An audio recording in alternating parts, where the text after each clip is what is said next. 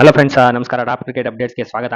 So ಈಗ team ಇಂಡಿಯಾಗೆ Avesh ಖಾನ್ನ drop ಮಾಡಿ ಅವ್ರ ಬದಲು ಆಕಾಶ್ ದೀಪ್ ಅಂತ ಕರ್ಕೊಂಡ್ಬಂದಿದ್ದಾರೆ. ಅದು ಯಾರು ಅಂತಂದ್ರೆ ಈಗ ಆರ್ ಸಿ ಬಿ ಪರ ಆಡ್ತಾ ಇದ್ದಾರೆ. ಅವರು ಆರ್ ಸಿ ಬಿ ಟೀಮ್ನಲ್ಲಿ ಇದ್ದಾರೆ. ಸೊ ಅವ್ರದ್ದು ಒಂದು ಸ್ಟ್ಯಾಟ್ ತಗೊಂಡ್ಬಂದಿದ್ದೀನಿ. 29 ಮ್ಯಾಚಸ್ಗೆ ಅವರು 103 ವಿಕೆಟ್ಸ್ ತೆಗೆದಿದ್ದಾರೆ. ಒಟ್ಟು 23.18 ಇದೆ ಆವರೇಜ್, ಒಳ್ಳೆ ಆವರೇಜ್ ಇದೆ. ಜೊತೆಗೆ 4 ವಿಕೆಟ್ 7 ಸಲ ತೆಗೆದಿದ್ದಾರೆ, 5 ವಿಕೆಟ್ 4 ಸಲ ತೆಗೆದಿದ್ದಾರೆ. ಸೊ ಪರ್ಫಾರ್ಮೆನ್ಸ್ ಚೆನ್ನಾಗಿದೆ ಡೊಮೆಸ್ಟಿಕ್ ಕ್ರಿಕೆಟ್ನಲ್ಲಿ. ಸೊ ಟೆಸ್ಟ್ ಕ್ರಿಕೆಟ್ಗೆ ಸೂಟ್ ಆಗ್ತಾರೆ. ಬಟ್ ಪ್ಲೇಯಿಂಗ್ 11 ಜಾಗ ಸಿಗುತ್ತಾ ಅಂತ ಯೋಚನೆ ಮಾಡಿದರೆ ಸದ್ಯಕ್ಕೆ ಸಿಗಲ್ಲ ಅಂತ ಅನ್ಸುತ್ತೆ. ಯಾಕಂದ್ರೆ ಪ್ರೀವಿಯಸ್ ಟೆಸ್ಟ್ಗೂ ಕೂಡ ರವೀಂದ್ರ ಜಡೇಜಾ ಇಂಜೂರ್ ಆದಾಗ ಸೌರಭ್ ಕುಮಾರ್ ಸ್ಪಿನ್ನರ್ನ ಕರ್ಕೊಂಡ್ಬಂದ್ರು. ಮತ್ತೆ ರವೀಂದ್ರ ಜಡೇಜಾ ರೆಡಿ ಆಗ್ಬಿಟ್ರು ಒಂದೇ ಮ್ಯಾಚ್ಗೆ ಅಂತ ಅನ್ಕೊಳ್ಳಿ. ಈಗ ಅಕಸ್ಮಾತ್ ಥರ್ಡ್ ಟೆಸ್ಟ್ಗೆ ಆಡ್ಬೋದು ರವೀಂದ್ರ ಜಡೇಜಾ ಟೀಮಲ್ಲಿ ಇದ್ದಾರೆ. ಆವಾಗಲೇ ಸೌರಭ್ ಕುಮಾರ್ನ ಡ್ರಾಪ್ ಮಾಡಿದ್ದಾರೆ. ಅಂದ್ರೆ ಒಂದು ಮ್ಯಾಚ್ ಆಡಿಸಿಲ್ಲ, ಸ್ಕ್ವಾಡಲ್ಲಿ ತಗೊಂಡ್ಬಂದ್ರು, ಡ್ರಾಪ್ ಮಾಡಿದ್ರು. ಇವ್ರ ಕಥೆನೂ ಅದೇ ರೀತಿ ಆಗುತ್ತೆ ಅಂತ ಅನ್ಸುತ್ತೆ. ಯಾಕಂದ್ರೆ ಅಲ್ಲಿ ಜಸ್ಪ್ರೀತ್ ಬುಮ್ರಾ ಇದ್ದಾರೆ, ಮತ್ತೆ ಮೊಹಮ್ಮದ್ ಸಿರಾಜ್ ಇದ್ದಾರೆ, ಮತ್ತೆ ಮುಖೇಶ್ ಕುಮಾರ್ ಕೂಡ ಇದ್ದಾರೆ. ಮುಖೇಶ್ ಕುಮಾರ್ ಇದ್ದಾಗ ಅಟ್ಲೀಸ್ಟ್ ಬುಮ್ರಾ ಕೂತ್ರು ಮುಖೇಶ್ ಕುಮಾರ್ ಆಡ್ತಾರೆ. ಸೊ ಆಕಾಶ್ ದೇವ್ಗೆ ಚಾನ್ಸ್ ಸಿಗಲ್ಲ ಅನ್ಸುತ್ತೆ ನನಗೆ. ಮುಂದಿನ ಅಪ್ಡೇಟ್ನಲ್ಲಿ ನಮ್ಮ ಕರ್ನಾಟಕದ ದೇವದತ್ ಪಡಿಕ್ಕಲ್ ಬಗ್ಗೆ ಅವ್ರದ್ದು ಲಾಸ್ಟ್ ಏನು ಇನ್ನಿಂಗ್ಸ್ ಇದೆ, ಲಾಸ್ಟ್ 13 ಇನ್ನಿಂಗ್ಸ್ ಏನಿದೆ ಅವ್ರಿಗೆ ಬಂದಿದೆ ಅನ್ನೋದು ಸ್ಕೋರ್ಗಳನ್ನ ಒಂದು ಅಪ್ಡೇಟ್ ಬಂದಿದೆ.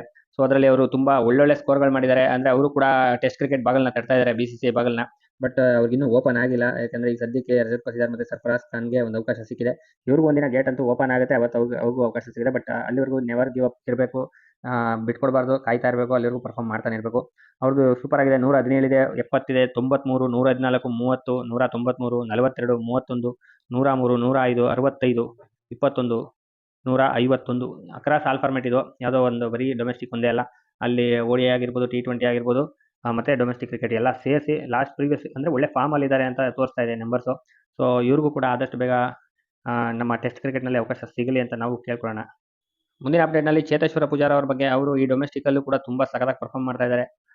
ಟೀಮ್ ಇಂಡಿಯಾಗೆ ಬಂದಾಗ ಅದೇನಾಗುತ್ತೋ ಗೊತ್ತಿಲ್ಲ, ಅಲ್ಲಿ ಡ್ರಾಪ್ ಆಗ್ಬಿಟ್ಟು ಹೋಗ್ತಾರೆ. ಪರ್ಫಾರ್ಮ್ ಮಾಡ್ದಲೇ ತಾನೇ ಅವರು ಡ್ರಾಪ್ ಮಾಡಕ್ಕೆ ಸಾಧ್ಯ. ಪರ್ಫಾರ್ಮ್ ಮಾಡ್ತಾ ಇದ್ರೆ ಯಾರನ್ನೂ ಡ್ರಾಪ್ ಮಾಡಲ್ಲ ಟೀಮ್ ಇಂಡಿಯಾ. ಯಾಕಂದ್ರೆ ಶ್ರೇಯಸ್ ಅಯ್ಯರ್ಗೂ 12 ಇನ್ನಿಂಗ್ಸ್ ಚಾನ್ಸ್ ಕೊಟ್ಟಿದ್ದಾರೆ. 12 ಇನ್ನಿಂಗ್ಸಲ್ಲಿ ಹೊಗೆ ಹಾಕ್ಸ್ಕೊಂಡ ಮೇಲೆ ಮನೆಗೆ ಕಳಿಸಿರೋದು. ಈಗ ಶುಭ್ಮನ್ ಗಿಲ್ಗೂ ಕೂಡ ಮನೆಗೆ ಕಳಿಸ್ತಾ ಇದ್ರು. ಜಸ್ಟ್ ಒಂದೇ ಒಂದು ಇನ್ನಿಂಗ್ಸ್ ಬ್ಯಾಕು ಸೆಂಚುರಿ ಬಂದಿರೋದು. ಸೊ ಶುಭ್ಮನ್ ಗಿಲ್ ಅಲ್ಲಿ ಸೇಫರ್ ಸೈಡ್ ಆದ್ರು. ಸೊ ಅದೇ ತರ ಪೂಜಾರ ಕೂಡ ಈಗ ಅಲ್ಲೋಗಿ ಅವ್ರದ್ದು ಏನು ಸ್ಕೋರ್ಗಳು ಬಂದಿದೆ ಅಂತ ನೋಡೋದಾದ್ರೆ 243, 356 ಬಾಲ್ಗೆ ಒಂದು 49, ಒಂದು 43, ಒಂದು 43, ಒಂದು 66, ಒಂದು 91, ಒಂದು 3, ಒಂದು ಡಕ್ ಆಗಿದೆ, ಮತ್ತೆ 110. ಸೊ ಯಾವ ರೀತಿ ಸ್ಕೋರ್ಗಳು ಬರ್ತಾ ಇದೆ ಅಂದ್ರೆ ಸೆಂಚುರಿ ಮೇಲೆ ಸೆಂಚುರಿಗಳು ಬರ್ತಾ ಇದೆ. ಒಂದು ಡಬಲ್ ಸೆಂಚುರಿ ಇದೆ, ಸುಮಾರು 50 ಮಿಸ್ ಮಾಡ್ಕೊಂಡಿದ್ದಾರೆ ಜಸ್ಟ್ ಅಲ್ಲಿ, 2 50 ಕವರ್ ಮಾಡಿದ್ದಾರೆ. ಸೊ ಒಳ್ಳೆ ಪರ್ಫಾರ್ಮೆನ್ಸ್ ಇದೆ. ಬಟ್ ಆದರೆ ಈಗ BCCI ಅವರು ಯಂಗ್ಸ್ಟರ್ಸ್ಗೆ ಮಣೆ ಆಗ್ತಾ ಇರೋದ್ರಿಂದ ಪೂಜಾರ ಒಂದು ಪ್ರಯತ್ನ ಫಲ ಸಿಗುತ್ತೋ ಇಲ್ವೋ ಗೊತ್ತಿಲ್ಲ. ಅವರು ಕೂಡ ನಮ್ಮ ಟೆಸ್ಟ್ ಕ್ರಿಕೆಟ್ ಬಾಗಲ್ನ ಬಡಿತಾ ಇದ್ದಾರೆ. ಬಟ್ ಅಷ್ಟು ಈಸಿಯಾಗಿ ಸಿಗಲ್ಲ ಅಂತ ನನಗನ್ಸುತ್ತೆ. ಮುಂದಿನ ಅಪ್ಡೇಟ್ನಲ್ಲಿ ಇಶಾನ್ ಕಿಶನ್ ಬಗ್ಗೆ ಯಾರು ಇರ್ಫಾನ್ ಪಠಾಣ್ ಅವರು ಒಂದು ಸ್ಟೇಟ್ಮೆಂಟ್ ಕೊಟ್ಟಿದ್ದಾರೆ. ಅವ್ರ ಹೆಸರು ಡೈರೆಕ್ಟ್ ಆಗಿ ಮೆನ್ಷನ್ ಮಾಡಿಲ್ಲ ಅವರು, ಆದರೂ ಹೇಳ್ತಾ ಇದ್ದಾರೆ ಯಾವುದೇ ಒಬ್ಬ ಪ್ಲೇಯರು ಬರೀ ಪ್ರಾಕ್ಟೀಸ್ ಮಾಡೋದ್ರ ಮೂಲಕ ಫಿಟ್ನೆಸ್ ಹೇಗೆ ತೋರ್ಸಕ್ಕೆ ಸಾಧ್ಯ. BCCIನಾಗೆ ಅವರು ಟೀಮ್ ಮ್ಯಾನೇಜ್ಮೆಂಟ್ಗೆ ಬರೀ ಪ್ರಾಕ್ಟೀಸ್ ಮಾಡ್ತಾ ಇದ್ದೀನಿ, ಪ್ರಾಕ್ಟೀಸ್ ಮಾಡಿಬಿಟ್ಟು ಅವರು ಫಿಟ್ನೆಸ್ ತೋರಿಸಿ ಟೀಮ್ ಸೆಲೆಕ್ಷನ್ ಆಗಕ್ಕಾಗುತ್ತಾ? ಇದು ಹಿಂಗೆ ಯಾವ ರೀತಿ ಯೋಚನೆ ಮಾಡ್ತಾ ಇದ್ದಾರೆ ಇಶಾನ್ ಕಿಶನ್? ಅಟ್ಲೀಸ್ಟ್ ಏನೋ ಡೊಮೆಸ್ಟಿಕ್ ಆಡಿದ್ರೆ ಒಂದು ಪಕ್ಷ ಅದರಲ್ಲಿ ಮ್ಯಾಚ್ ಪ್ರಾಕ್ಟೀಸ್ ಆಗ್ತಾ ಇತ್ತು, ಮ್ಯಾಚ್ ಫಿಟ್ನೆಸ್ ಗೊತ್ತಾಗ್ತಾ ಇತ್ತು. ಸೊ ಅವಾಗ ಆಯ್ಕೆ ಮಾಡ್ತಿದ್ರು. ಇವರು ಬರೀ ಎಲ್ಲೋ ಬರೋಡಾದಲ್ಲಿ ಹೋಗಿ ಪ್ರಾಕ್ಟೀಸ್ ಮಾಡ್ತಾ ಇದ್ದಾರೆ ಹಾರ್ದಿಕ್ ಪಾಂಡ್ಯ, ಕೃಣಾಲ್ ಪಾಂಡ್ಯ ಜೊತೆಗೆ ಅಂತಂದ್ರೆ ಅದು ಒಂದು IPL ಪ್ರಿಪರೇಷನ್ ತರ ಕಾಣಿಸ್ತಾ ಇದೆ. ಅದೇನೇ ಆದ್ರೂ ಒಂದು ಇಂಡಿಯನ್ ಕ್ರಿಕೆಟ್ ವಾಪಸ್ ಕಂಬ್ಯಾಕ್, ಟೆಸ್ಟ್ ಕ್ರಿಕೆಟ್ ಕಂಬ್ಯಾಕ್ ಮಾಡಂಗಿದ್ರೆ ಅವರು ಡೊಮೆಸ್ಟಿಕ್ ಆಡಬೇಕಾಗಿತ್ತು ಅಂತ ಅವರು ಹೇಳಿದ್ದಾರೆ. ಇಶಾನ್ ಕಿಶನ್ ಒಂದು ದಡ್ತನ ಮಾಡ್ಕೊಂಡಿದ್ದಾರೆ. ಕಂಬ್ಯಾಕ್ ಮಾಡೋದು ಅವ್ರಿಗೂ ಕೂಡ ಇನ್ನ ಕಷ್ಟ ಆಗುತ್ತೆ ಅವ್ರಿಗೆ. ಮುಂದಿನ ಅಪ್ಡೇಟ್ನಲ್ಲಿ ಉಮೇಶ್ ಯಾದವ್ ನಿಮ್ಗೆ ಗೊತ್ತು. ಅವರು ಇಂಡಿಯಾದಲ್ಲಿ ಟೆಸ್ಟ್ ನಡೆದಾಗ ಅಥವಾ ಔಟ್ಸೈಡ್ ಟೆಸ್ಟ್ ನಡೆದಾಗ ಉಮೇಶ್ ಯಾದವ್ನ ಸೆಲೆಕ್ಟ್ ಮಾಡ್ಕೊಂಡು ಹೋಗ್ತಾ ಇದ್ರು ಟೆಸ್ಟ್ ಕ್ರಿಕೆಟ್ ಫಾರ್ಮೆಟ್ನಲ್ಲಿ. ಬಟ್ ಯಾವಾಗ WTC ಫೈನಲ್ ಆದಾಗಿಂದ ಅವ್ರನ್ನ ಡ್ರಾಪ್ ಮಾಡಿಬಿಟ್ಟಿದ್ದಾರೆ. ಅವ್ರನ್ನ ಮತ್ತೆ ಅವ್ರ ಕಡೆ ತಿರುಗಿ ಕೂಡ ನೋಡಿಲ್ಲ. ಅವರು ಕೂಡ ಒಂದು ಇನ್ಸ್ಟಾಗ್ರಾಮಲ್ಲಿ ಸ್ಟೋರಿ ಕೂಡ ಹಾಕೊಂಡಿದ್ದಾರೆ. ಕಿತಾಬೋ ಪರ್ ಧೂಳ್ ಜಮ್ನೆ ಸೆ ಕಹಾನಿಯಾ ಖತಮ್ ನಹೀ ಹೋತಿ. ಅಂದ್ರೆ ಬುಕ್ ಮೇಲೆ ಧೂಳು ತುಂಬ್ಕೊಂಡ್ರು ಕೂಡ ಅದು ಅದರೊಳಗಿರೋ ಕಥೆಗಳು ಮುಗ್ದೋಗಲ್ಲ ಅಂತ ಒಂದು ಸ್ಟೇಟ್ಮೆಂಟ್ ಕೊಟ್ಟಿದ್ದಾರೆ. ಅಂದ್ರೆ ಅವರು ನಾನು ಕಾಣಿಸ್ತಿಲ್ಲ ಅವ್ರಿಗೆ, BCCI ಅವ್ರಿಗೆ ಧೂಳು ತುಂಬ್ಕೊಂಡಿರೋ ಥರ. ಕಣ್ಣಿಗೆ ಧೂಳು ತುಂಬ್ಕೊಂಡಿರ್ಬೋದು ಅಥವಾ ನನ್ನ ಮೇಲೆ ಧೂಳು ತುಂಬಿರ್ಬೋದು. ಅದು ನಾನು ಅವ್ರಿಗೆ ಕಾಣಿಸ್ತಿಲ್ಲ. ಆದರೆ ನನ್ನಲ್ಲಿರೋ ಟ್ಯಾಲೆಂಟು ಕಮ್ಮಿ ಆಗಲ್ಲ, ನನ್ನಲ್ಲಿರೋ ಕಥೆಗಳು ಮುಗ್ದೋಗಲ್ಲ ಅಂತ ಹೇಳ್ತಾರೆ. ಅವರು ರಣಜಿನಲ್ಲಿ ಪರ್ಫಾರ್ಮ್ ಮಾಡ್ತಾ ಇದ್ದಾರೆ. ಬಟ್ ಅವ್ರಿಗೂ ಕೂಡ ಏಜ್ ಬಾರ ಆಗಿರೋದ್ರಿಂದ ಈಗ ಅವನು ಕೂಡ ಕನ್ಸಿಡರ್ ಮಾಡಲ್ಲ. ಈಗ ಆಲ್ರೆಡಿ ತಂದಿದ್ದಾರೆ, ಆಕಾಶ್ ದೀಪ್ ತೊಗೊಂಬಂದಿದ್ದಾರೆ. ಆವೇಶ್ ಖಾನ್ ಕೂಡ ವಾಪಸ್ ರಣಜಿ ಆಡಕ್ಕೆ ಹೋಗಿದ್ದಾರೆ. ಸೆಲೆಕ್ಷನ್ ಆಗಿದ್ರು ಕೂಡ ಟೀಮ್ ಅಲ್ಲಿ ಜಾಗ ಇಲ್ಲ ಆಡಕ್ಕೆ. ಸಿರಾಜು, ಬುಮ್ರಾ ಇದ್ದಾರೆ, ಶಮಿ ಕೂಡ ಫಿಟ್ನೆಸ್ ಇಂದ ಆಚೆ ಇದ್ದಾರೆ. ಶಮಿನೂ ಕೂಡ ಟೆಸ್ಟ್ ಕ್ರಿಕೆಟ್ ಆಡ್ತಾ ಇದ್ರು. ಸೊ ಆಲ್ಮೋಸ್ಟ್ ಉಮೇಶ್ ಯಾದವ್ಗೆ ದಿ ಎಂಡ್ ಅಂತ ಬರೆದುಬಿಟ್ಟಿದ್ದಾರೆ BCCI ಅಂತ ಅನ್ಸುತ್ತೆ.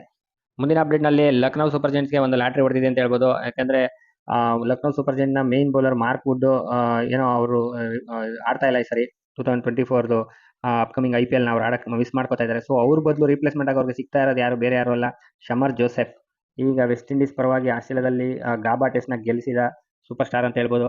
ಆ ವ್ಯಕ್ತಿನ ಅವರು ರಿಪ್ಲೇಸ್ ಮಾಡ್ಕೋತಾ ಇದ್ದಾರೆ. ಒಂದು ಲಕ್ ಅಂತ ಹೇಳ್ಬೋದು. RCBಗೆ ಸಿಗ್ತಾರೆ ಅಂತ ನಾವು ಯೋಚಿಸ್ತಾ ಇದ್ವಿ. RCBಗೆ ಸಿಗಬೇಕಾಗಿತ್ತು ಇಂಥ ಬೌಲರು. ಸೊ ಇದು LSG ಸಿಗ್ತಾ ಇರೋದು ಒಂದು ಅವರ ಅದೃಷ್ಟ. ಸೊ ಮಾರ್ಕ್ ವುಡ್‌ನ ಸಮರ್ ಜೋಸೆಫ್ ರೀಪ್ಲೇಸ್ ಮಾಡ್ತಾ ಇದ್ದಾರೆ ಅಂತ ಒಂದು ಅಪ್ಡೇಟ್ ಬಂದಿರೋದು. ಮುಂದಿನ ಅಪ್ಡೇಟ್‌ನಲ್ಲಿ ಡೇವಿಡ್ ವಾರ್ನರ್ ಅವರು T20 ಕ್ರಿಕೆಟ್ ಫಾರ್ಮ್ಯಾಟ್ ಮಾತ್ರ ಉಳಿಸ್ಕೊಂಡಿದ್ದಾರೆ. ಈಗ ಅದಕ್ಕೆ ಅವರು ರಿಟೈರ್ಮೆಂಟ್ ಕೊಡೋದು ಬಾಕಿ. ಬಟ್ ಅದನ್ನು ಕೂಡ ಅವರು ಓಪನ್ ಆಗಿ ಹೇಳ್ಬಿಟ್ಟಿದ್ದಾರೆ ಈಗ. ಈಗೇನು 2024 ನಾನು T20 ವರ್ಲ್ಡ್ ಕಪ್ ಆಡ್ತೀನಿ. ನಾನು ಅದನ್ನ ಲಾಸ್ಟ್ ವರ್ಲ್ಡ್ ಕಪ್ ಆಡ್ತೀನಿ. ಸೊ ಅಲ್ಲೇ ನಾನು ಫಿನಿಶ್ ಮಾಡ್ತೀನಿ ಅಂತ ಒಂದು ಸ್ಟೇಟ್ಮೆಂಟ್ ಕೊಟ್ಟಿದ್ದಾರೆ. ಸೊ ಅವ್ರಿಗೆ ವಿಶ್ ಯು ಗುಡ್ ಲಕ್ ಹೇಳೋಣ ಸಾಕು. ಎಲ್ಲ ಫಾರ್ಮ್ಯಾಟು ಆಡಿದ್ದೀರಾ ಇಷ್ಟು ವರ್ಷ. ಸೊ ಎಂಟರ್ಟೈನ್ಮೆಂಟ್ ಅಂತೂ ಮಾಡಿದ್ದೀರಾ. ಸೊ ಆಲ್ ದಿ ಬೆಸ್ಟ್ ಅಂತ ಹೇಳೋಣ ಅವ್ರಿಗೆ. ಸೊ ಮುಂದಿನ ಅಪ್ಡೇಟ್‌ನಲ್ಲಿ ನಾಳೆ India versus Australia under nineteen world cup final ನಡೀತಾ ಇದೆ. ಫೈನಲ್‌ಗೆ ಆಸ್ಟ್ರೇಲಿಯಾ, ಇಂಡಿಯಾ ರೀಚ್ ಆಗಿದ್ದಾರೆ. ಸೊ ಇಂಡಿಯಾ ಅನ್‌ಬೀಟನ್ ಇದ್ದಾರೆ, ಯಾವುದು ಸೋತಿಲ್ಲ. ಸೊ ನಮ್ಮ ಸೀನಿಯರ್ ಮೆನ್ಸ್ ಟೀಮ್ ಕೂಡ ಒಂದು ಸೋತಿರಲಿಲ್ಲ ಫೈನಲ್‌ಗೆ ಹೋದಾಗ. ಬಟ್ ಫೈನಲಲ್ಲಿ ಏನಾಯ್ತು ಅಂತ ನಿಮಗೆ ಗೊತ್ತು. ಬಟ್ ಇಲ್ಲಿ ಅದಾಗೋದು ಬೇಡ. ಇಲ್ಲಿ ಆಸ್ಟ್ರೇಲಿಯಾ ಸ್ವಲ್ಪ ಫೇವರೇಟ್ಸ್ ಅಲ್ಲ. ಆ್ಯಕ್ಚುಲಿ ಇಲ್ಲಿ ಇಂಡಿಯಾ ಫೇವರೇಟ್ಸ್ ಇದ್ದಾರೆ. ಸೊ ಯಾರು ಫೇವರೇಟ್ ಆಗಿರ್ತಾರೆ ಅವ್ರ ತಲೆ ಮೇಲೆ ಪ್ರೆಷರ್ ಕೂಡ ಇರ್ತದೆ. ಅದು ಅವರೇ ಗೆಲ್ತಾರೆ ಅನ್ನೋದು ಆಲ್ ಓವರ್ ದ ವರ್ಲ್ಡ್ ನೋಡ್ತಾ ಇರ್ತಾರೆ. ಸೊ ಜಾಸ್ತಿ ಆಡಿಯನ್ಸು ಇಂಡಿಯಾ ಮ್ಯಾಚಸ್‌ನ ನೋಡ್ತಾ ಇದ್ದಾರೆ. ಸೊ ಆಸ್ಟ್ರೇಲಿಯಾಗೆ ಅಷ್ಟೊಂದು ಪ್ರೆಷರ್ ಇಲ್ಲ, ಯಾಕಂದ್ರೆ ಅವ್ರು ಫೇವರೇಟ್ಸೇ ಅಲ್ಲ. ಜೊತೆಗೆ ಅವರೇನು ಅಷ್ಟು ಅದ್ಭುತವಾಗಿ ಗೆದ್ದು ಬಂದಿಲ್ಲ. ಪಾಕಿಸ್ತಾನ ಮೇಲೆ ಕೂಡ ಜಸ್ಟ್ ಒಂದು 9 ವಿಕೆಟ್ ಆಗಿತ್ತು. ಒಂದೇ ಒಂದು ವಿಕೆಟಿಂದ ಮ್ಯಾಚ್ ಗೆದ್ಕೊಂಡು ಬಂದಿರೋದು. ಸೊ ಓವರ್ ಆಲ್ ಪರ್ಫಾರ್ಮೆನ್ಸ್ ನೋಡಿದಾಗ ವರ್ಲ್ಡ್ ಕಪ್ಪಲ್ಲಿ ಅಷ್ಟೊಂದು ಇಂಡಿಯಾ ಕಂಪೇರ್ ಮಾಡಿದ್ರೆ ಇಂಡಿಯಾ ತುಂಬ ಡಾಮಿನೇಟ್ ಆಗಿ ತುಂಬ ಅಂತರಗಳಲ್ಲಿ ಗೆದ್ಕೊಂಡು ಬಂದಿದ್ದಾರೆ. ಜಾಸ್ತಿ ವಿಕೆಟಿಂದ ಗೆದ್ದಿರೋದು, ಜಾಸ್ತಿ ರನ್ಸಿಂದ ಗೆದ್ದಿರೋದೆಲ್ಲ ಇಂಡಿಯಾ. ಸೊ ಉದಯ್ ಸಹರನ್ ಅಂತ ಕ್ಯಾಪ್ಟನ್ನು. ಸೊ ಅವರು ಫೋಟೋಶೂಟ್ ಇತ್ತು ಇವತ್ತು ವರ್ಲ್ಡ್ ಕಪ್ ಟ್ರೋಫಿ ಜೊತೆಗೆ. ಸೊ ನೋಡಿದ್ರೆ ಸತತ ಒಂದು 2-3 ಅಡಿ ಉದ್ದನೇ ಇದ್ದಂಗಿದ್ದಾನೆ ಆಸ್ಟ್ರೇಲಿಯಾ ಕ್ಯಾಪ್ಟನ್ನು. ನಮ್ಮ ಇಂಡಿಯನ್ ಉದಯ್ ತುಂಬ ಕುಳ್ಳಗೆ ಕಾಣಿಸ್ತಾ ಇದ್ದಾರೆ ಅವ್ರ ಮುಂದೆ. ಸೊ ನೋಡೋಣ ಯಾರು ಯಾರ ಬಲ ಹೆಚ್ಚಿದೆ ಅಂತ ಗೊತ್ತಾಗುತ್ತೆ ನಾಳೆ. India versus Australia world cup final ನೋಡೋಣ, ಮಜಾ ಮಾಡೋಣ. ಸೊ ಇದಾಗಿತ್ತು ಫ್ರೆಂಡ್ಸ್ ಟಾಪ್ ಕ್ರಿಕೆಟ್ ಅಪ್ಡೇಟ್ಸ್. ಇದರಲ್ಲಿ ಯಾವುದೇ ಅಪ್ಡೇಟ್ ಬಗ್ಗೆ ನಿಮ್ಮ ಅಭಿಪ್ರಾಯನ ಕಮೆಂಟ್ ಮಾಡಿ ತಿಳಿಸಿ. ಹಾಗೆ ವಿಡಿಯೋ ಇಷ್ಟ ಆಗಿದ್ರೆ ಲೈಕ್ ಮಾಡಿ, ಚಾನಲ್ನ ಸಬ್ಸ್ಕ್ರೈಬ್ ಮಾಡಿ ಫ್ರೆಂಡ್ಸ್.